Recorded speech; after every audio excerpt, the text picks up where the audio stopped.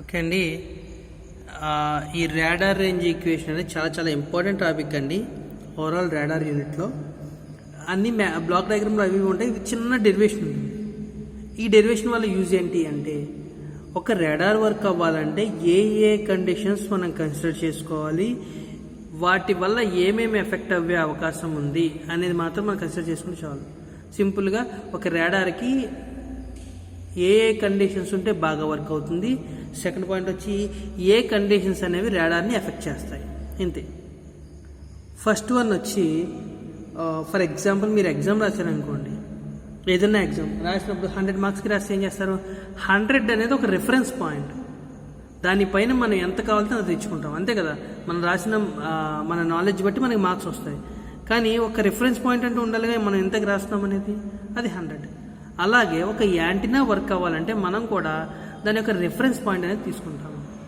దానికి రిఫరెన్స్ ఏంటంటే isotropic antenna. దాని యొక్క రిఫరెన్స్ ఏంటి,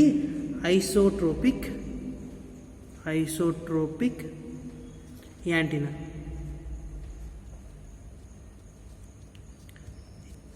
ఇది ఏంటంటే ఆమ్ని డైరెక్షనల్ యాంటీనా అని కూడా పిలుస్తారండి దీన్ని. ఇదేం చేస్తుందంటే, ఫర్ ఎగ్జాంపుల్ ఇక్కడ ఉందనుకుందాం యాంటీనా, అన్ని డైరెక్షన్లో సిగ్నల్ని పాస్ చేసే క్యాపబిలిటీ ఈ ఐసోట్రోపిక్ యాంటీనాకి ఉంది. సో దీన్ని ఏం చేస్తాం, ఇది పర్ఫెక్ట్ యాంటీనా కింద కన్సిడర్ చేసుకుని దీన్ని డెరైవ్ చేసి దీని తర్వాత మనం ఏదైనా యాంటీనా కనిపెట్టినప్పుడు దీన్ని రిఫరెన్స్ పాయింట్ కింద తీసుకుంటాం. ఓకేనా, nothing but. So isotropic antenna ఉంది ఒక perfect antenna which radiates all directions, ఓకేనా, with maximum capability and maximum efficiency. చాలా ఎఫిషియెంట్గా వర్క్ అయ్యేది, చాలా క్యాపబిలిటీతో వర్క్ అయ్యే ఒక ఐసోట్రోపిక్ యాంటీనా కన్సిడర్ చేసుకుని దాన్ని మనం కనిపెట్టిన హార్న్ యాంటీనాతో కంపేర్ చేస్తాం, లేకపోతే పారాబొలిక్ యాంటీనాతో కంపేర్ చేసుకుంటాం, లేకపోతే డిష్ యాంటీనాతో కంపేర్ చేసుకుంటాం. సో కంపారిజన్కి ఒక రిఫరెన్స్ పాయింట్ కావాలి కాబట్టి అదే ఐసోట్రోపిక్ యాంటీనా.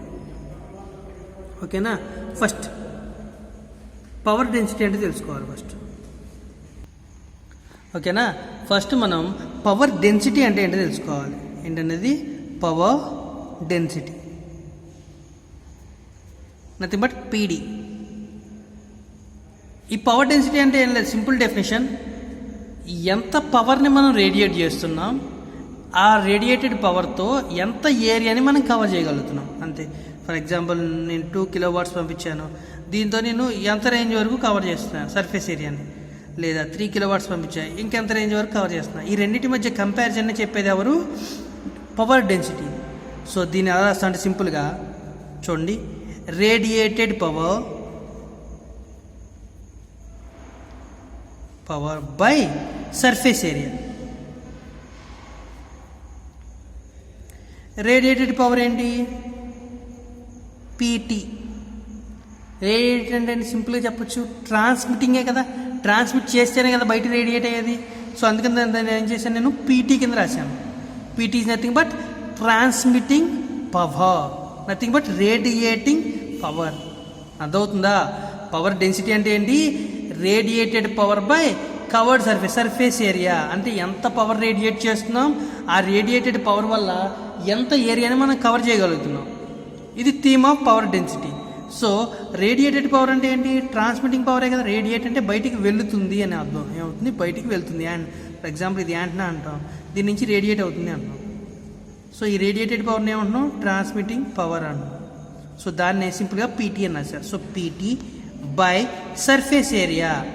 బట్ నేను ఇక్కడ కన్సిడర్ చేసుకుంది ఏంటి, ఐసోట్రోపిక్ యాంటీనా. ఇది అన్ని డైరెక్షన్లో ట్రాన్స్మిట్ చేస్తుంది, ఒక టాప్ బాటమ్ అన్ని డైరెక్షన్లో ట్రాన్స్మిట్ చేస్తుంది సిగ్నల్. సో ఇది ఒక సింపుల్గా ఒక స్పియర్ అనుకోవచ్చు. ఏమండి, సర్కిల్ అంటే ఇది సర్కిల్, స్పియర్ అంటే సర్కిల్ ఈ డైరెక్షన్లో అన్ని డైరెక్షన్లో ఉంటే ఏమవుతుంది, స్పియర్ అంటారు.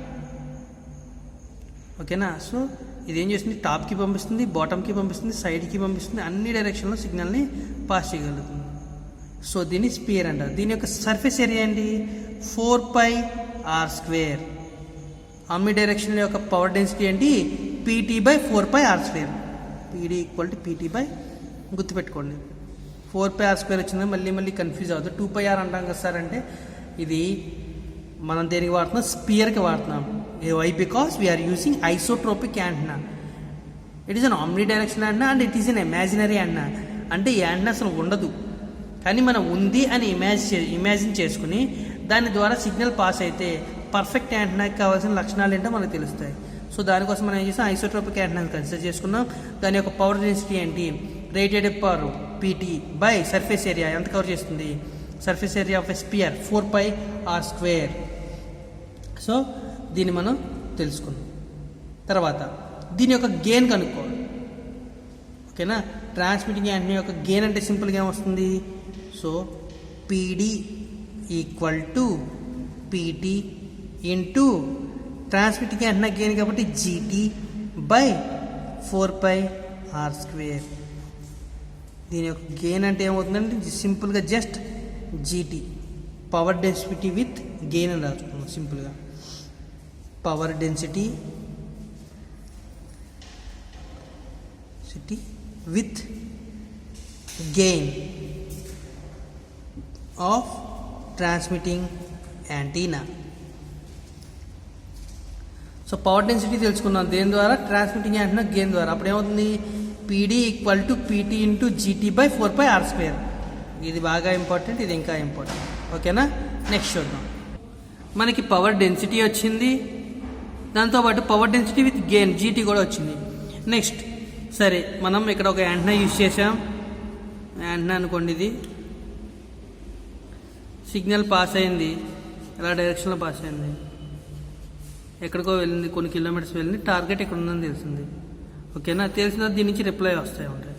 ఏ పార్ట్ నుంచి వస్తుంది, ఇక్కడ నుంచి వస్తుంది, ఇలా ఇలా ఇలా ఇలా ఇక్కడ వరకు మాత్రమే వస్తుంది. ఓకేనా, ఈ ఏరియా నుంచి మాత్రమే సిగ్నల్ అనేది రిప్లై అవుతూ ఉంటుంది. సో పైన అన్ని మనం అవాయిడ్ చేస్తాం. సో రాడార్ పంపించే సిగ్నల్లో ఎంత ఏరియా పాటు మన టార్గెట్ అనేది ఆక్యుపై చేసిందో, సో టార్గెట్ ఆక్యుపైడ్ ఏరియాని ఏమంటారంటే సిగ్మా అంటారు. సిగ్మా కింద రాసుకుంటారు.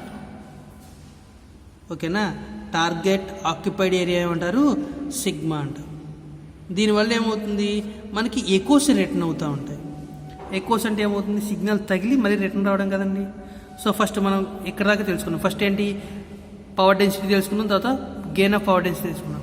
ఇన్ కేస్ టార్గెట్ తగిలింది అనుకోండి, ఇక్కడ ఎక్స్ట్రా ఏమొస్తుంది, సిగ్మా వస్తుంది. చూడండి, ఇప్పుడు PD equal to PT transmitting power, gain of transmitter by 4πr² into ఎవరికి తగిలింది, టార్గెట్ తగిలింది, సిగ్మా అంటాం. ఓకేనా, సో టార్గెట్ని రీచ్ అయిన తర్వాత ఏమవుతుంది, ఏకోస్ రిటర్న్ అవుతాయి కదా. సో ఏకోకు ఉండే పవర్ ఎంత, PD equal to PT GT sigma by 4πr². ఇక్కడ తెలుసుకున్నాం. ఇంటూ టార్గెట్ నుంచి ఎకోస్ వస్తూ ఉంటాయి కదండి, ఆ ఎకోస్కి ఉండే పవర్ ఎంత, ఓవరాల్ 4πr² వస్తాయి సిగ్నల్స్. మనం పంపించిన సిగ్నల్స్లోంచే కదా. సో సారీ, అలా కాదు, పంపించిన సిగ్నల్ కవర్ చేసిన ఏరియా అంతా సిగ్మా అనే ఏరియాని, ఓవరాల్ ఏరియాలో సిగ్మా అనే ఏరియాని టార్గెట్ నుంచి రిటర్న్ బ్యాక్ తీసుకున్న తర్వాత ఈ టార్గెట్ కూడా ఏం చేస్తుంది, వచ్చిన సిగ్నల్ని అన్ని డైరెక్షన్లను పంపిస్తుందండి. ఎకోస్ని ఏం చేస్తుంది, ఈ యాంటెన్నా ఎలా అయితే అన్ని డైరెక్షన్లో సిగ్నల్ పాస్ చేస్తుందో, ఈ ఎకోస్ కూడా, దీనికి తగిలిన ఎకోస్ కూడా అన్ని డైరెక్షన్లో పాస్ అవుతాయి. ఎకోస్ ఎక్కడి నుంచి వచ్చినాయి, సిగ్మా నుంచి వచ్చినాయి. ఎట్ సైడ్ ట్రావెల్ అవుతుంది, ఆమ్ని డైరెక్షన్, అంటే అన్ని డైరెక్షన్లో ట్రాన్స్మిట్ అవుతుంది. అన్ని డైరెక్షన్లో అంటే ఏమవుతుంది, సింపుల్గా 4πr² కదా, అంటే స్పియర్ లాగే కదా వర్క్ అయ్యేది. సో ఎకోస్ రిటర్న్ అయినప్పుడు ఎలా వర్క్ అవుతుంది, సిగ్మా బై 4πr² వస్తుంది. సో రిటర్న్డ్ సిగ్నల్ అంటే సిగ్మా టార్గెట్ నుంచి వచ్చింది, అది ఎకోస్ ఎటు పంపిస్తుంది, అన్ని డైరెక్షన్లో పంపిస్తుంది. So 4πr². దీన్ని సింపుల్గా ఎలా రాసుకోవచ్చు, PD equal to PT GT sigma by 4π² R power of 4. సింపుల్గా ఎలా రాసుకోవచ్చు కదా. అండ్ సో ఇక్కడికి మనకి ట్రాన్స్మిటర్ సెక్షన్ మ్యాక్సిమం పని చేసింది. ఏం చేసింది, సిగ్నల్ పంపించింది విత్ పవర్ అండ్ గెయిన్, అన్ని డైరెక్షన్ ఆమ్ని డైరెక్షన్లో పంపించింది. ఆ తర్వాత ఏమైంది, ట్రాన్స్మిటర్ నుంచి టార్గెట్ యొక్క ఏరియా తెలుసుకుంది, సిగ్మా అని ఏరియా కవర్ చేసిందని. దాని నుంచి ఎకోస్ వస్తాయి. ఎకోస్ కూడా రిఫ్లెక్ట్ అయ్యి స్పియర్ షేప్లో అన్ని వైపులకి వెళ్తుంది కాబట్టి 4πr² వేసుకున్నాం, మినిమైజ్ చేసాం. ఇక్కడతో ట్రాన్స్మిటింగ్ పార్ట్ అయింది లిటరల్గా. సో దీనివల్ల రిసీవ్డ్ సిగ్నల్లో మనకేం తెలుస్తుంది, ఒక ఏరియా అనేది ఎఫెక్ట్ అయింది. ఏంటి, ఫర్ ఎగ్జాంపుల్ యాంటెన్నా ఇక్కడ ఉంది, అన్ని డైరెక్షన్లో సిగ్నల్ పంపించామని చెప్పాం. ఓకేనా, అన్ని డైరెక్షన్లో సిగ్నల్ పంపించామని చెప్పాం. పంపించిన తర్వాత ఇన్ కేసు ఎక్కడ టార్గెట్ ఉంటే అది సిగ్మా అనే ఏరియాని కవర్ చేస్తుందని చెప్పాం. అది కూడా టార్గెట్ తగిన సిగ్నల్ కూడా 4πr² అనే ఏరియాని కవర్ చేస్తుందని చెప్పాం. అంటే ఇన్ కేస్ టార్గెట్ ఉంటే అది సిగ్మా, అది అన్ని డైరెక్షన్లోనే పంపిస్తుంది కాబట్టి 4πr² అన్నాం, అంతే కదా. సో ఇన్ కేస్ టార్గెట్ ఉంటే అన్నాం కదా, ఇప్పుడు టార్గెట్ ఉంది అనుకుందాం. ఉన్నప్పుడు సో ఈ రాడార్ యొక్క రేంజ్లో కొంత ఏరియా ఎఫెక్ట్ అవుతుంది కానీ, ఫర్ ఎగ్జాంపుల్ ఇక్కడే ఉందనుకుందాం ఒక టార్గెట్, ఏదో షిప్ ఏదో ఉందనుకుందాం, ఇక్కడ టార్గెట్ ఉంది. దీనివల్ల ఈ రాడార్కి వచ్చే సిగ్నల్స్లో కొంత ఏరియా ఎఫెక్ట్ అవుతుంది కదా, దాన్ని ఏఈ అంటారు. అంటే ఎఫెక్టెడ్ ఏరియా ఏమంటారండి, ఎఫెక్టెడ్ ఏరియా. ఇది ఎలా తెలుస్తుంది, రిసీవర్ సైడ్ తెలుస్తుంది. ఏమవుతుంది, రిసీవర్ సైడ్ తెలుస్తుంది. సో రిసీవర్కి వచ్చే సిగ్నల్ ఏమవుతుంది, ఆటోమేటిక్గా PR = overall signal, power density signal తీసుకున్నాం, GT sigma by 4π² R⁴ into AE. ఇప్పటి వరకు power density of transmitting antenna కనుక్కున్నాం. ఓకేనా, సింపుల్గా power density of transmitting antenna. Actually ఇక్కడే రిసీవర్ అంటారండి, PRని ఇక్కడే చూపించేస్తారు మీకు. PD అనేది మీకు ఇక్కడ దాకా చూస్తాం, ఇక్కడ వరకే PD అనేది చూస్తాం. యాక్చువల్లీ ఇదంతా PRలోకే వస్తుంది. ఓకేనా, అంతే కదా. టార్గెట్ తగిలింది అంటే రిసీవర్కి సిగ్నల్ తెలిసినట్టే. సో రిసీవర్ సిగ్నల్ తెలిసింది, అది కూడా ఏం చేస్తుంది, ఆ టార్గెట్ ఏం చేస్తుంది, అన్ని డైరెక్షన్ సిగ్నల్ని పాస్ చేస్తుంది. సరే, పాస్ చేసింది, దానివల్ల ఎంత ఏరియా ఎఫెక్ట్ అయిందంటే ఏఈ అనే ఏరియా ఎఫెక్ట్ అయింది.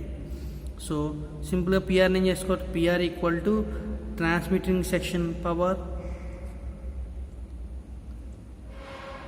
Into AE. ఇక్కడ ఏఈ అంటే ఎఫెక్టివ్ ఏరియా అంటే ఇంకోటి వస్తుందండి. Effective area = receiver gain. మరి ట్రాన్స్మిటింగ్ గెయిన్ తీసుకున్నప్పుడు రిసీవర్ గెయిన్ తీసుకోవాలి కదా, రిసీవర్ గెయిన్ ఇంటూ λ² అంటే wave length of receiving signal by 4π. గుర్తుపెట్టుకోండి, effective area GR into λ² by 4π. సింపుల్గా దీంట్లో సబ్స్టిట్యూట్ చేసుకుంటాం. అంటే ఏమవుతుందండి, PR = PT GT sigma by 4π² R⁴ into AE. నేను ఏఈ అంటే ఏం రాసుకోవాలని చెప్పాను, receiver gain by wave length square by into wave length square by 4π అని చెప్పాను. సో నేను ఈ ఏఈని ఏం చేస్తాను, ఇక్కడ సబ్స్టిట్యూట్ చేస్తాను. So PR = PT GT sigma by 4π² R⁴ into GR λ² by 4π.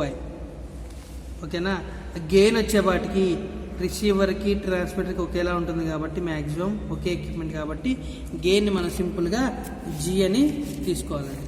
ఏం చేస్తాం, గెయిన్ సింపుల్గా మనం ఏం చేస్తాం, G అని తీసుకుంటాం. ఇప్పుడు చూడండి, PR = PT into GT GR ఉంది కదండి, సింగిల్గా G చేస్తే ఏమవుతుంది, G² into sigma into λ² by 4π³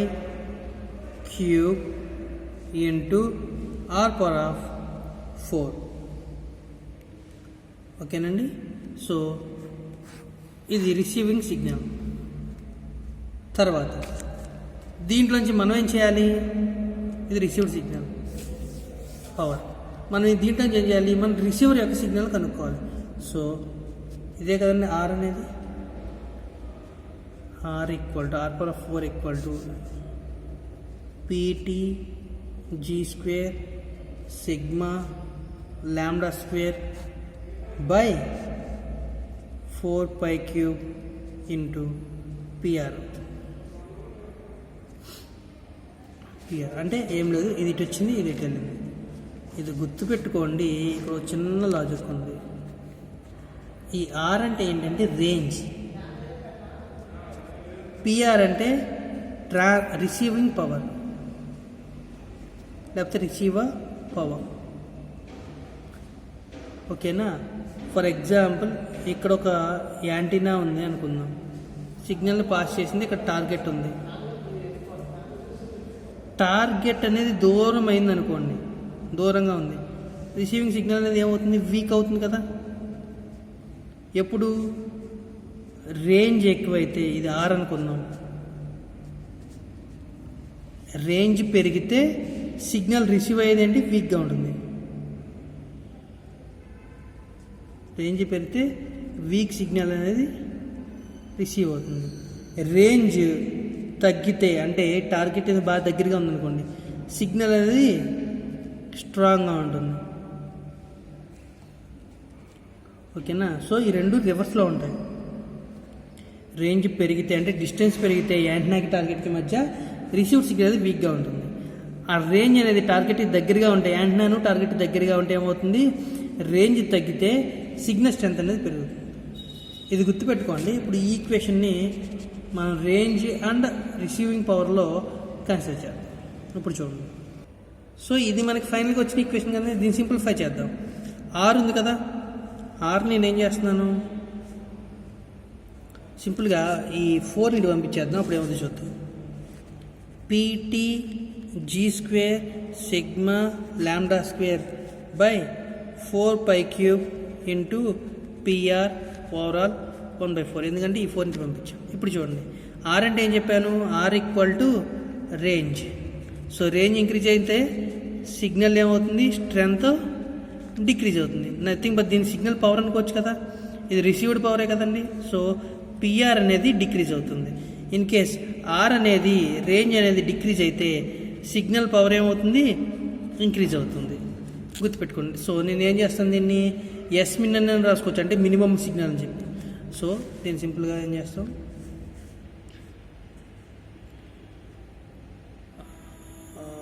అంటే ఎస్ మిన్ అని రాసుకుంటే ఇంకా కంఫర్టబుల్గా ఉంటుంది. For example R max equal to PT into G square sigma lambda square by 4π³ into S min 1/4. ఇది ఫైనల్గా క్లారిటీ వచ్చే ఈక్వేషన్. ఎందుకు మనం రేడార్ రేంజ్ అన్నాం? రేంజ్ అంటే ఆర్ మ్యాక్సే కదా, మ్యాక్సిమం రేంజ్ ఉన్నప్పుడు సిగ్నల్ మినిమంగా ఉంటుంది. ఓకేనా? సో ఆర్ మిన్ అయితే ఎస్ మ్యాక్స్ ఉంటుంది. ఇలా రావాలి సిగ్నల్. దీన్ని సింపుల్గా తక్కువ స్టెప్పుల్లో మళ్ళీ ఒకసారి చెప్తా వినండి. ఇది చాలా చాలా చాలా ఇంపార్టెంట్ క్వశ్చన్. ఓకేనా? ఫస్ట్ ఒక ఆమ్ని డైరెక్షనల్ యాంటెనా తీసుకున్నాం. ఇది అన్ని డైరెక్షన్లో సిగ్నల్ పాస్ చేస్తుంది. సో దీని యొక్క power density PD equal to transmitting power PT by 4πr². అంటే ఏమవుతుంది? Transmitting signal by surface area covered. దీంతోపాటు దీని యొక్క గెయిన్ తెలుసుకోవాలనుకున్నాం. అప్పుడు PD equal to transmitting antenna కాబట్టి గెయిన్ కూడా జీటీ అని వస్తుంది, 4πr². ఇది ఓవరాల్ గెయిన్ అండి. ఇప్పుడు రిసీవర్ సంగతి చూద్దాం. పిఆర్ ఈక్వల్ టు పిఆర్లో ఏమొస్తుంది? PT into GT by 4πr² వస్తుంది. ఎందుకంటే ట్రాన్స్మిట్ చేసిన సిగ్నల్లే కదా. దీంతో పాటుగా ఏమొస్తుంది మనకి? సిగ్మా అంటే ఒక టార్గెట్ ఉంటే దాని యొక్క సైజ్ వస్తుంది. ఆ టార్గెట్కి తగిలింది. ఫర్ ఎగ్జాంపుల్ ఇది ఒక యాంటెనా అన్నాం కదండి, ఈ యాంటెనా నుంచి ఒక టార్గెట్ తగిలింది. ఇది కవర్ చేసే ఏరియా అంతా సిగ్మా. ఇదేం చేస్తుంది? దీని తగిలిన సిగ్నల్ కూడా ఇది అన్ని డైరెక్షన్లోనూ పాస్ చేస్తుంది. అంటే దగ్గరలో ఉన్న అన్ని రేడార్లు రిసీవ్ చేసుకోగలదు. సో ఇది కూడా స్పియర్లో అన్ని డైరెక్షన్ పంపిస్తుంది కాబట్టి టార్గెట్ రిసీవ్ చేసినప్పుడు సిగ్మా టార్గెట్, దాని యొక్క ఏరియా కవర్ చేసి 4πr². సో ఈ రెండింటిని మల్టిప్లై చేసి సింపుల్గా PR equal to PT GT by sigma by 4πr². So ఈ టార్గెట్ వల్ల కొంత ఏరియా ఎఫెక్ట్ అవుతుంది కదండి. సో ఈ యాంటెనా అనేది అన్ని డైరెక్షన్లో కవర్ చేస్తున్నా కొంత ఏరియా ఎఫెక్ట్ అయింది. ఏ ఏరియా? ఇక్కడ సిగ్మా ఉన్న ఏరియా, దాన్ని ఎఫెక్టివ్ ఏరియా ఏఈ అంటాం. So PR equal to PT GT sigma by 4πr² into AE. గుర్తుపెట్టుకోండి, ఏఈ అంటే ఏంటి? ఎఫెక్టివ్ ఏరియా ఏ ఏరియాలో ఎఫెక్ట్ అయిందని చెప్తుంది. సో ఈ ఏఈని మనం ఎలా రాసుకోవచ్చు, ఏఈ అనేది ఎక్కడ వస్తుంది, రిసీవర్ దగ్గర కదండి. సో రిసీవర్ గెయిన్ ఇంటూ వచ్చిన సిగ్నల్ వల్లే కదా ఎఫెక్ట్ అయ్యేది. ఏ సిగ్నల్ వస్తుంది, ల్యాండా. ఓకేనా, ల్యాండా అనే సిగ్నల్ వస్తుంది 4π. సింపుల్గా దీన్ని తీసుకెళ్ళి ఏం చేస్తాం, పైన ఉన్న ఏఈలో సబ్స్టిట్యూట్ చేయండి. So PR equal to PT GT sigma by 4πr² into A అంటే ఏం రాసుకోవచ్చు, జిఆర్ ల్యాండా స్క్వేర్ 4π. సో ఇప్పుడు చూడండి, పిఆర్ ఈక్వల్ టు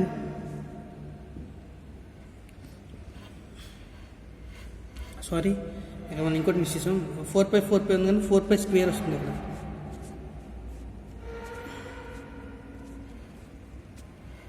ఓకేనా, సో ఇప్పుడు చూడండి, జీ ఇక్కడ ఇంకొకటి ఏంటంటే జీటీ కానీ జిఆర్ కానీ సింపుల్గా గెయిన్ రాస్తాం. ట్రాన్స్మిటింగ్ గెయిన్ రిసీవర్ గెయిన్ కలిపి సింపుల్గా గెయిన్ రాసుకోవచ్చు. సో పీటీ డైరెక్ట్గా రాసుకున్నాం. సో జీటీ ఇది కలిపి రెండింటిని కలిపి G² పెట్టుకుని sigma lambda square by 4π³ into R². ఓకేనా, ఇక్కడ R² కూడా చిన్న మిస్టేక్ వచ్చింది చూడండి. 4π అంటే 4π² రాసాం, R² రాసాం, R⁴ రావాలి. సింపుల్గా R⁴ వేసేసుకోండి సింపుల్గా. ఓకేనా, సో ఇప్పుడు మనకి మ్యాక్సిమం రాడార్ రేంజ్ కావాలి. సో సింపుల్గా ఆర్ ఎక్కడ ఉంది కానీ R⁴ కింద తీసుకోండి. పీటీ సింపుల్, ఇది ఎక్కడికి వెళ్తుంది, ఇది ఎక్కడికి వస్తుంది, PT G² sigma lambda square by 4π³. ఈ రిసీవ్డ్ పవర్ మనం ఏం చేసుకోవచ్చు, సిగ్నల్ స్ట్రెంత్ కాబట్టి ఎస్ మిన్ అని తీసుకుంటాం, ఎస్ మిన్. ఓకేనా, యాక్చువల్లీ ఇదే ఫైనల్ ఈక్వేషను. ఎందుకు, రేంజ్ పెరిగితే సిగ్నల్ తగ్గుతుంది కాబట్టి ఎస్ మిన్ అన్నాం. ఈ R⁴ ఇటు తీసుకెళ్ళాం అనుకోండి, నెక్స్ట్ స్టెప్లో ఏమవుతుంది, ఇక్కడ 4 పోయి సింపుల్గా ఇక్కడ 1/4 వస్తుంది. తర్వాత దీంట్లో ఏం చెప్తాం, రేడార్ రేంజ్ అనేది మ్యాక్సిమం అయితే సిగ్నల్ రిసీవ్డ్ అనేది మినిమం అవుతుంది, రేంజ్ అనేది తక్కువ అయితే సిగ్నల్ అనేది స్ట్రెంత్ పెరుగుతుంది అని సింపుల్గా ఈ స్టేట్మెంట్ తెలుస్తుంది. ఇక్కడికి రేంజ్ అయిపోయిందండి, రేడార్ రేంజ్ ఈక్వేషన్. దీంట్లోనే కంటిన్యూషన్లో చిన్న పార్ట్ ఉంది, చూద్దాం. సో ఇదే కదండి మనకు వచ్చిన ఫైనల్ ఈక్వేషను. దీని ద్వారా మనం ఏమేమి తెలుసుకుంటాం అంటే, ఏ factors effect radar equation, radar range, ఏ ఫ్యాక్టర్స్ రాడార్ రేంజ్ని ఎఫెక్ట్ చేస్తే మనం తెలుసుకోవచ్చు. సింపుల్, ఇది రిసీవర్ మ్యాక్సిమం కదా. So transmitting power, for example